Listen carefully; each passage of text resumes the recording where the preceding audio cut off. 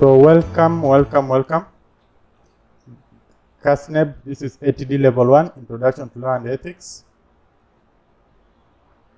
April 2022. We have already tackled question 1, so this is question 2. Question 2 of the same paper.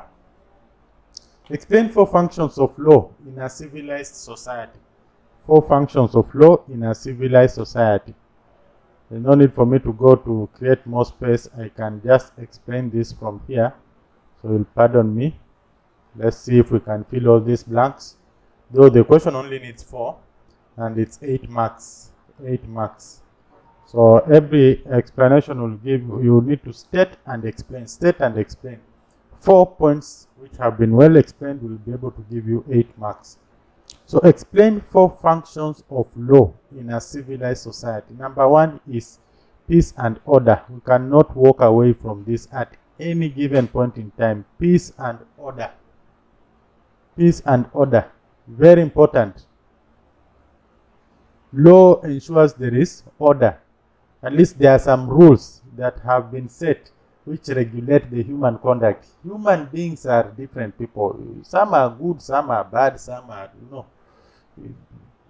people are just different. And it's very important that there is some order. Now, it is law that brings this order because it has rules which are supposed to be evenly applied to guide each and every person within a certain geographical coverage. So basically it ensures peace and order. And closely related to this, because peace, we can talk of stability, we can talk of security and safety, all this, though they could be closely related to peace, but it's a very strong point.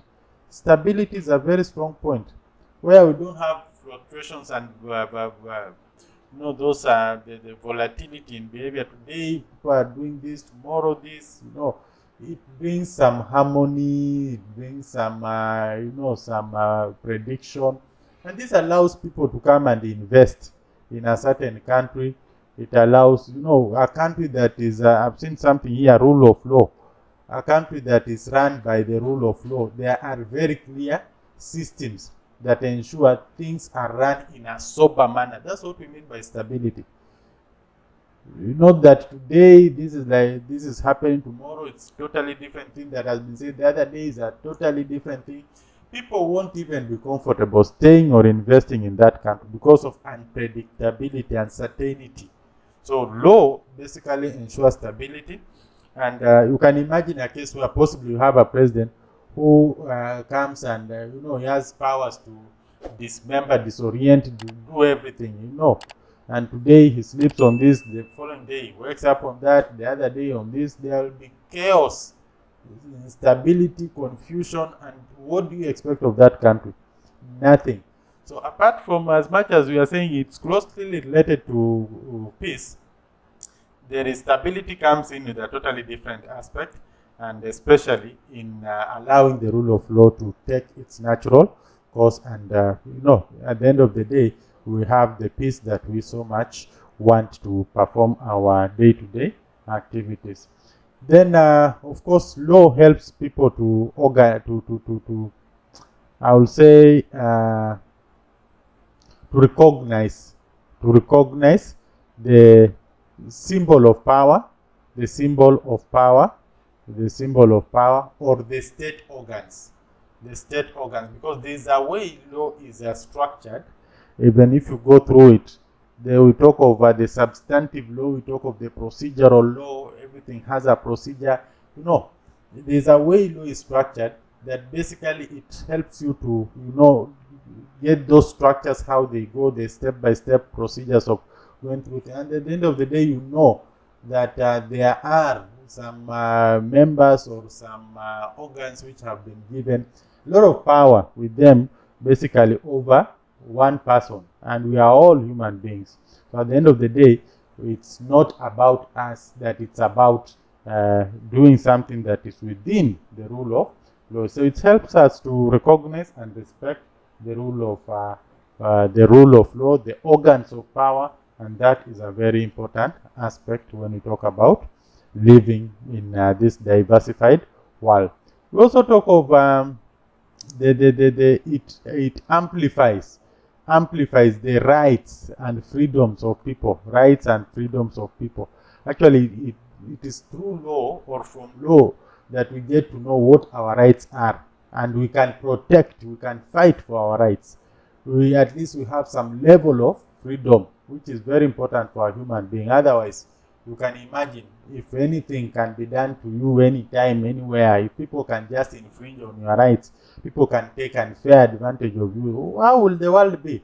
So it is law that brings in the sanity, because it helps us, it creates awareness. We know what our rights are, what our freedoms are, and we can actually pursue them to the very highest level in the land, especially when we have that clear ranking or order of how to go about asking or demanding your rights to be heard.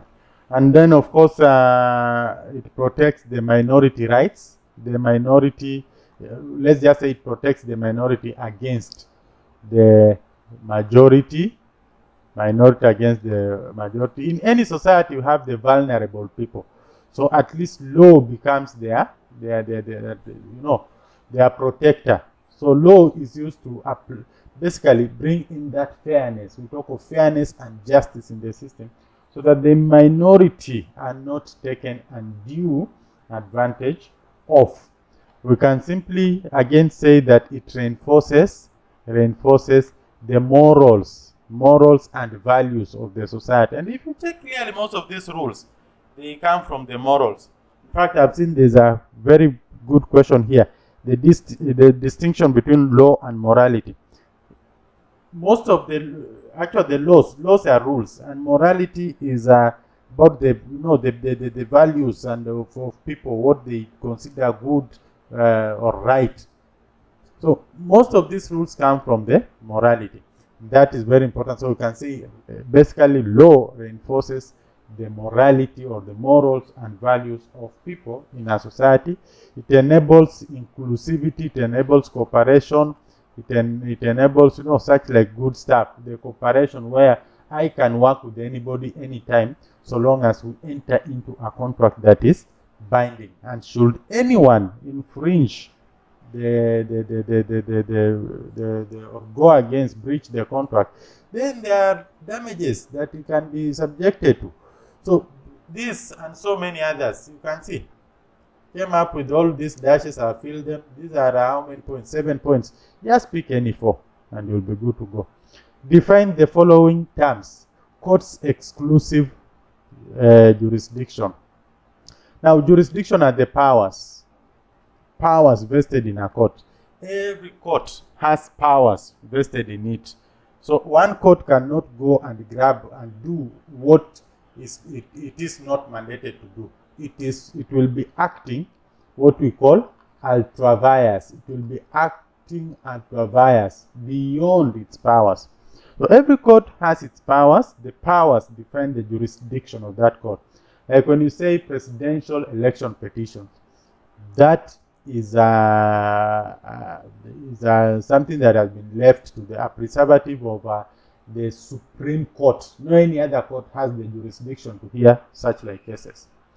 When you talk about environmental disputes, it's left to the environmental courts. When you talk about supervision of the lower courts, that's a jurisdiction of the High Court. So every court has powers, mandates that it can basically handle. So when you talk about exclusive, it means it is the only one that can do that job. It cannot share that job with any other court. And I've given you examples. The Supreme Court, when you talk about presidential election petitions, no any other court is allowed to listen to that other than the Supreme Court in Kenya. So that's what we say we mean by exclusive. Mine and mine alone. I'm the only one who has the powers to handle that particular case. So exclusive jurisdiction means that it's the only court that has the powers to handle such like cases. And I've given you examples. The rule of law. Rule of law has everything to do with the systems that have been put in place. Systems put in place to ensure that law prevails. To ensure that law prevails. to ensure that everybody is accountable for his or her actions, to bring sanity, Basically, how do you ensure that law prevents accountability, sanity? Because this system should allow enforcement. So the systems that make sure that people get to know, people are aware of what the law is, what the law states, what the penalties are, so that in case they go against what is expected of them, there are penalties that will be imposed on them, or some fines, or anything that will deter them or possibly from repeating the same mistake. So if we go through the whole of that, from awareness all the way to correcting the behaviors, that is the system that we talk about that ensures rule of law. So it's a durable system. We talk about the institutions that have been put in place to fight for this system. We talk about the norms that have been put in place to protect the systems in place. We talk about the commitment towards the system, what has been put up in place. All these come up to the rule of law. And it's all about the just application, fairness of this law to everybody, whether minority or majority, whether vulnerable or with superpowers. So if the law can bring all of us together, it can equalize all of us, then we say that is a good law. So the rule of law, the systems put in place to ensure that there is justice, there is accountability, there is enforcement, there is we allow institutions to work, we allow norms to prevail, such like stuff. That is what will define the rule of law. What are statutory laws? Statutory laws are the laws that emanate from the members of parliament. We talk of the representative, the people representative.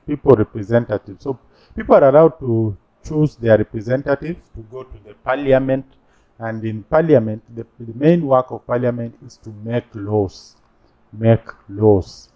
So the representatives go to the parliament to make laws. The laws they make is referred to as statutory laws, or sometimes they delegate these powers to other statutory bodies.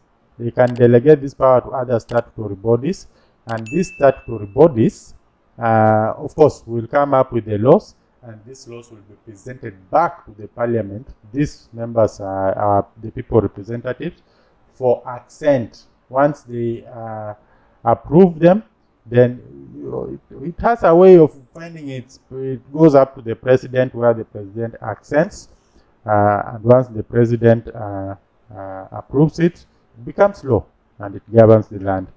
Very nice source of law because it helps, it goes with the changing trends in a certain geographical area.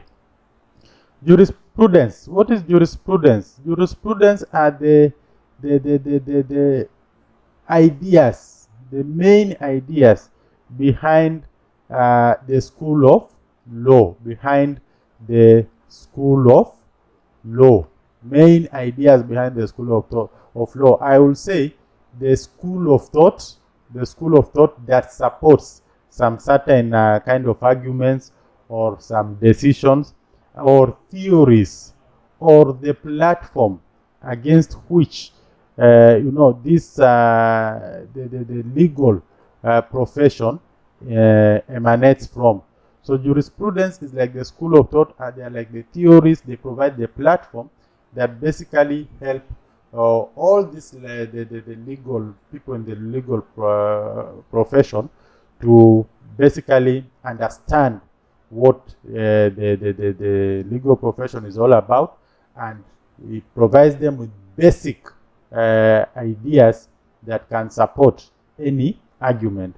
I will simply refer to them as the theories that explain or provide the pillars for this legal fraternity or legal profession.